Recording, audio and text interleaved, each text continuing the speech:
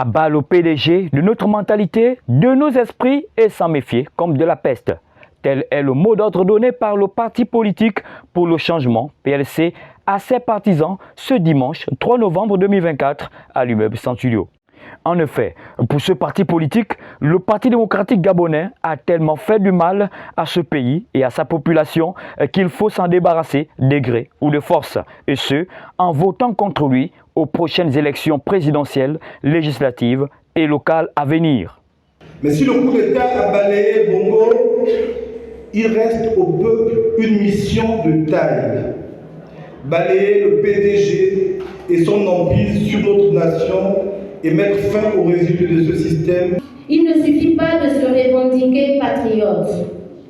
Il faut également s'engager chaque jour à bâtir le Gabon que nous désirons transmettre aux générations futures. Se débarrasser du PDG, c'est aussi changer de mentalité en refusant de se compromettre et compromettre l'avenir de nos enfants par des comportements peu reluisants.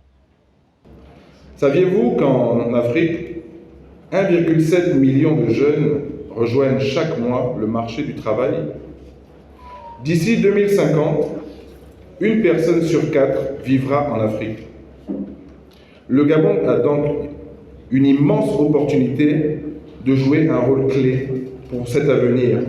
Mais il faudra pour cela un engagement résolu, une volonté farouche de faire éclore cette jeunesse. Il est temps de changer notre mentalité. Cette mentalité qui a trop longtemps laissé croire qu'on ne peut avancer ici qu'en écrasant l'autre. Pour le doyen du parti, le temps est arrivé de chasser le PDG et de quitter les habitudes pédégistes.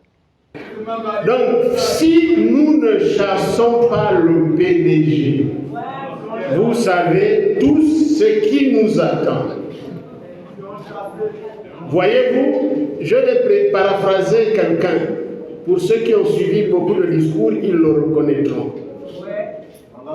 Quelqu'un a dit, même si on pardonne en tant que chrétien, mais on n'oublie pas. On n'oublie pas qu'ils sont les fossoyeurs de notre système éducatif. On n'oublie pas qu'ils sont les responsables de la liquidation de Gabon Télécom. Mais n'oublions pas aussi quelque chose de très important. C'est les mêmes qui ont tenté de vendre l'île Manié à la Guinée équatoriale. C'est donc un PLC déterminé à voir le changement arriver dans notre pays et qui a fait sa rentrée politique sous le signe du patriotisme.